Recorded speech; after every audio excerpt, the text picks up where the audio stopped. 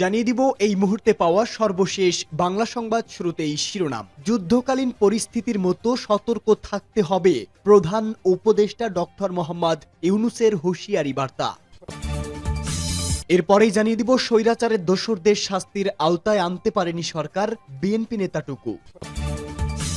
জানাবো চাঁদাবাজি করার জন্য শহীদেরা রক্ত দেয়নি, জামায়াত আমিরের মন্তব্য। এদিকে চুপ থাকার সময় শেষ, রুখে দাঁড়াও বাংলাদেশ, আদালত প্রাঙ্গণে চিৎকার পলকের। এবং সর্বশেষ জানিয়ে দিব সংস্কার চলমান প্রক্রিয়া, এজন্য নির্বাচন আটকে রাখার কোনো কারণ নেই বলে অ্যাডভোকেট রুহুল কবির রিজভীর মন্তব্য। শুনছিলেন সংবাদ শিরোনাম, এবারে বিস্তারিত।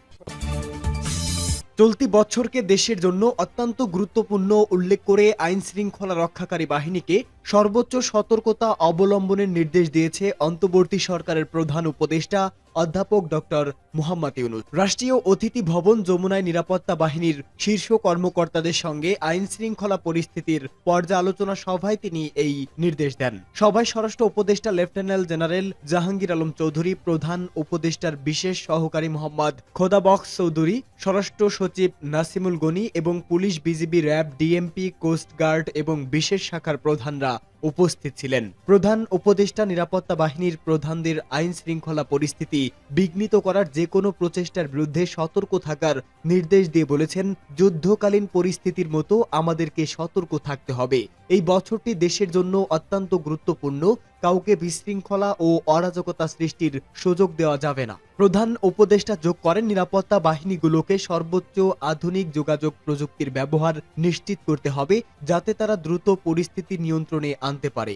আমাদের অবশ্যই একটি কমান্ড সেন্টার বা কমান্ড সদর দপ্তর স্থাপন করতে হবে, যা পুলিশ ও নিরাপত্তা বাহিনীগুলোর মধ্যে সমন্বয় সাধন করবে। তিনি বলেন, নতুন কমান্ড কাঠামো দক্ষতা ও নিবিড় পর্যবেক্ষণের মাধ্যমে দেশের সকল বাহিনী ও থানা এবং আইন শৃঙ্খলা রক্ষাকারী বাহিনীগুলোর মধ্যে সমন্বয় সাধন করবে। প্রধান উপদেষ্টা আরো বলেন, ক্ষমতাচ্যুত স্বৈরশাসক শেখ হাসিনার ঘনিষ্ঠরা বিশৃঙ্খলা সৃষ্টির জন্য বিশাল অঙ্কের অর্থ ব্যয় করেছে এবং মিথ্যা ও অপতথ্য ছড়াচ্ছে। দেশবাসীকে অপপ্রচারের বিরুদ্ধে সতর্ক থাকার আহ্বান জানিয়ে তিনি বলেন, সবাইকে এই অপচেষ্টার বিরুদ্ধে লড়াই করতে হবে। প্রধান উপদেষ্টা নিরাপত্তা বাহিনীর প্রধানদের মানবাধিকার সুরক্ষার নির্দেশ দেন এবং ধর্মীয় ও জাতিগত সংখ্যালঘুদের উপর যে কোনো আক্রমণ প্রতিহত করতে বিশেষ ব্যবস্থা নেওয়ার আহ্বান জানান। স্বৈরাচারের দোসরদের শাস্তির আওতায় আনতে পারেনি সরকার, বিএনপি নেতাটুকু। বিএনপির কেন্দ্রীয় প্রচার সম্পাদক সালাউদ্দিন টুকু বলেছে, ফ্যাসিবাদদের মাথা পালিয়ে গেছে, অঙ্গ প্রত্যঙ্গ এখনো সক্রিয় রয়েছে। এই দোসররাই বাংলাদেশকে অস্থিতিশীল করতে প্রতিনিয়ত ষড়যন্ত্র করছে।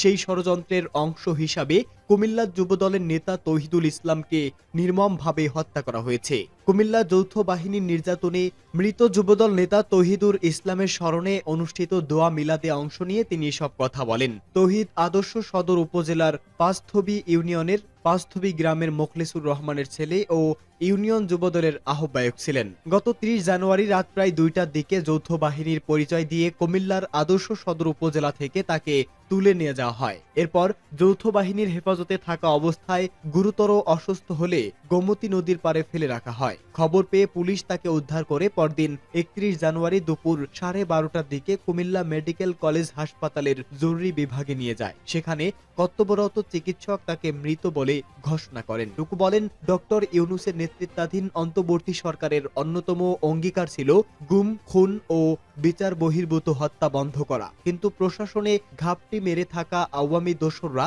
রক্তাক্ত ঘটনা ঘটাচ্ছে কিনা তা খতিয়ে দেখা জরুরি। যুবদল নেতা তৌহিদুল ইসলামের হত্যার সাথে জড়িত প্রকৃত দোষীদের আইনের আওতায় আনতে হবে। যুবদলের কেন্দ্রীয় সাবেক এই সভাপতি বলেন, ফ্যাসিবাদ শেখ হাসিনা দেশের প্রত্যেক প্রতিষ্ঠান ধ্বংস করে গেছে।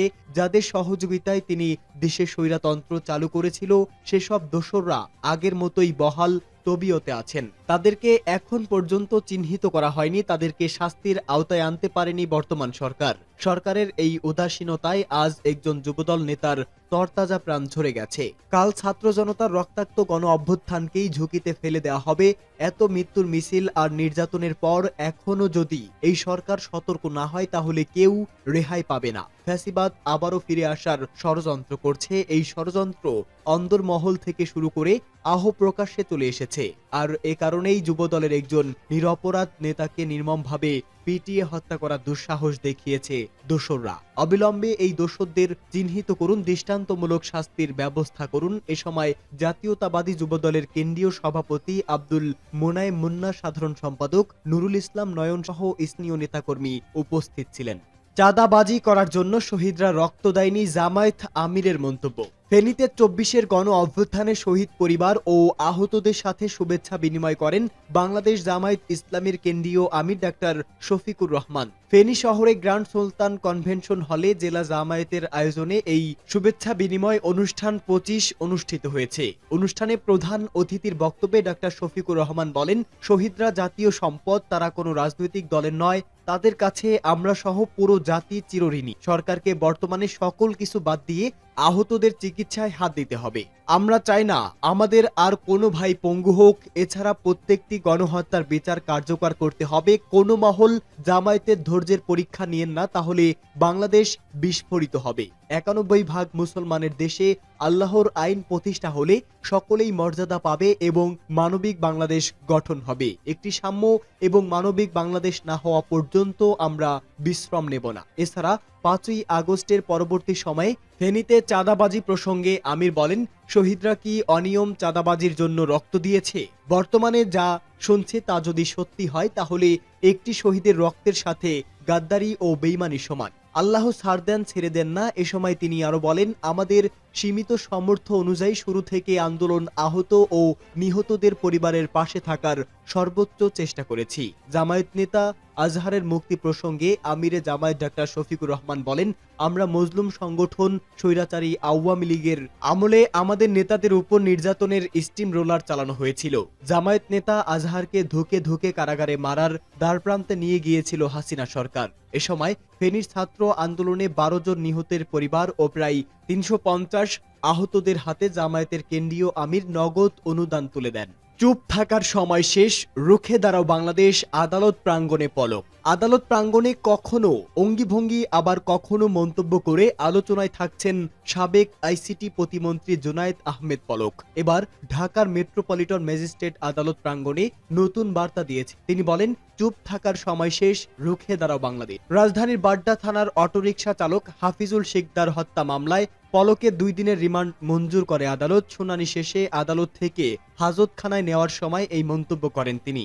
আদালত সূত্রে জানা গেছে, এদিন গাজীপুরের কাশিমপুর কারাগার থেকে আদালতে হাজির করা হয় পলককে। এরপর মামলার তদন্তকারী কর্মকর্তা সিআইডির ইন্সপেক্টর রিদওয়ানুল হক তার ৫ দিনের রিমান্ড চেয়ে আবেদন করেন। আসামি পক্ষে রিমান্ড বাতিল ও জামিন চেয়ে আবেদন করেন। মামলা সূত্রে জানা গেছে, গত ২০ জুলাই রাজধানীর বাড্ডা থানাধীন এলাকায় বৈষম্য বিরোধী ছাত্র আন্দোলনে অংশ নেন অটো রিকশা চালক হাফিজুল শিকদার। ওই দিন বিকেল ৩টায় আসামিদের ছোড়া গুলিতে নিহত হন। এই ঘটনার পর পরিবার গত ২১ আগস্ট রাজধানীর বাড্ডা থানায় হত্যা মামলা দায়ের করেন।